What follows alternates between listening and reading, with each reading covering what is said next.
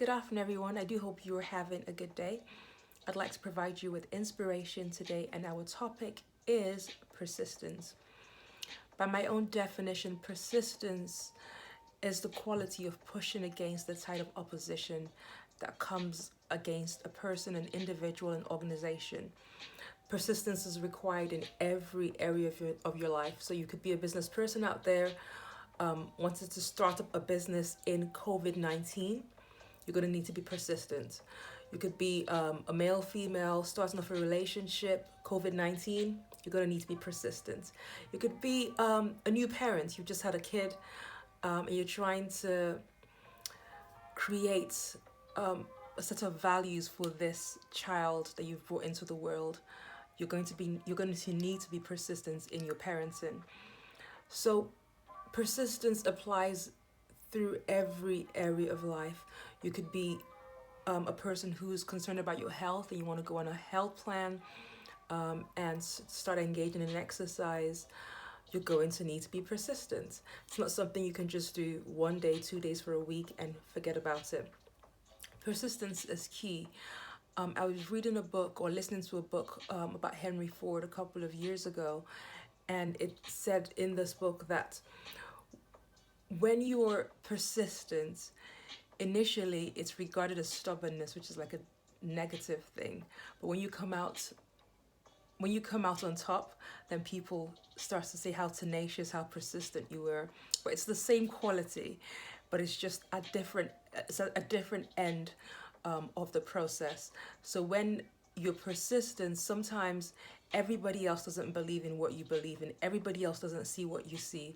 Steve Jobs, for instance, he was actually ousted out of the company that he created himself, or he was part of the founding members that created the company, but he was ousted out of that company. Yet he persisted in his belief in the products that he had in his mind. With Apple products, he persisted, and so it relates to each and every one of us in different areas of our lives. You have to persist regardless of what comes against you. You have to persist regardless of what people say about what you're doing. You have to persist regardless of how hard things might look. And this is not to say that you cannot take feedback from people. By all means, take feedback. But with persistence, sometimes you're running with a vision that only you can see, and there's a reason that only you can see it, and that's because you have to be part of delivering or actualizing that vision. And so other people might not see what you see. They might not necessarily be against you, but their comments or their behavior could serve to knock or tear down your persistence. But you need to ignore what they're saying if it's going against what you feel on the inside. If it's going against the vision that you have in your heart, have in your mind, you need to ignore what they're saying and persist.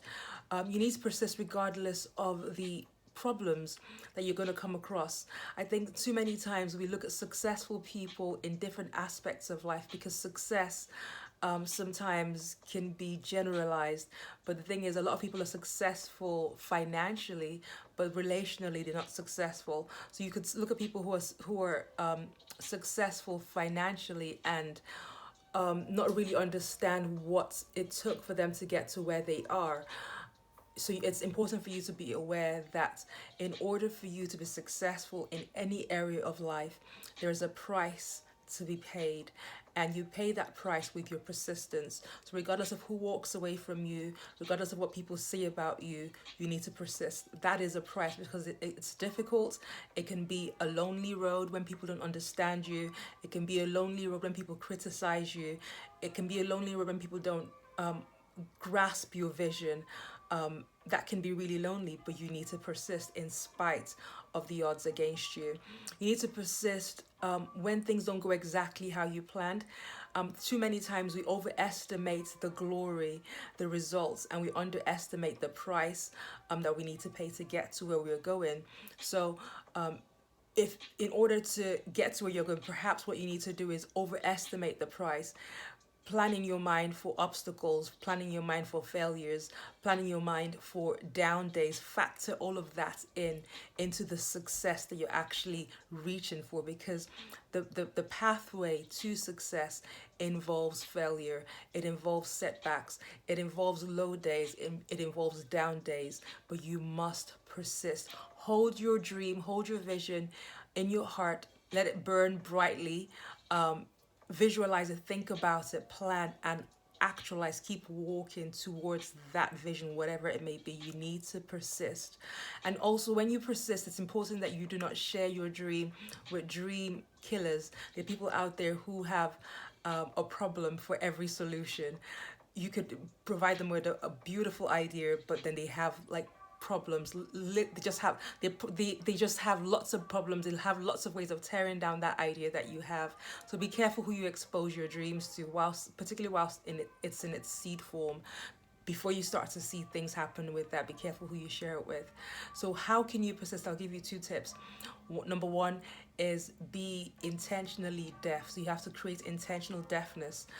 Why do you need to be intentionally deaf? Because there are people who will say things that will upset you, people who will criticize what you're doing, people who won't believe what you're doing, who won't feel like you're worthy to attain what you're doing, or that you have what it takes to attain what you're doing.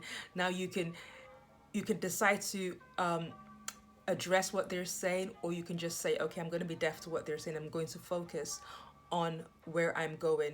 So be intentionally deaf. That's Zig Ziglar in his book about sales makes reference to intentional deafness, and he says one of the closes, in order to close with a client, sometimes you just have to be deaf to what they're saying and provide them with the value in terms of the product that you're selling to them. So create intentional deafness when it comes to persistence. And also number 2, avoid arguing. I'm listening to a book at the moment called The Power of Positive Thinking by Norman Vincent Peale. It's actually on YouTube. It's a free book, amazing book.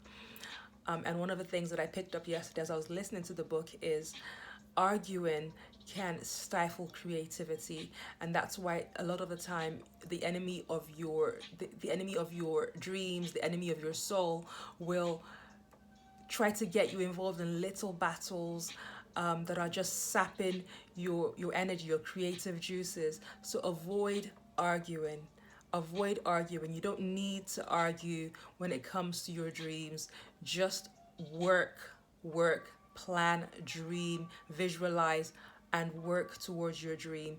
And when it comes into actualization, when it actually happens, then your dream can actually speak for you and say, I told you so. You don't need to say, I told you so. You don't need to engage in battles mentally, verbally, physically, because sometimes we don't actually respond to the people when they're there, but then when we go away, we start to have this mental battle in our mind, and we debate with them even though they're not there. So be watchful over what's going on in your mind. Avoid arguing in person or in your mind, and be intentionally deaf. Persist. Okay, so those are my tips for you today. Please feel free to share this video with whoever you think needs to hear it. Until next time, do stay safe. From my heart to yours. Take it easy. Bye.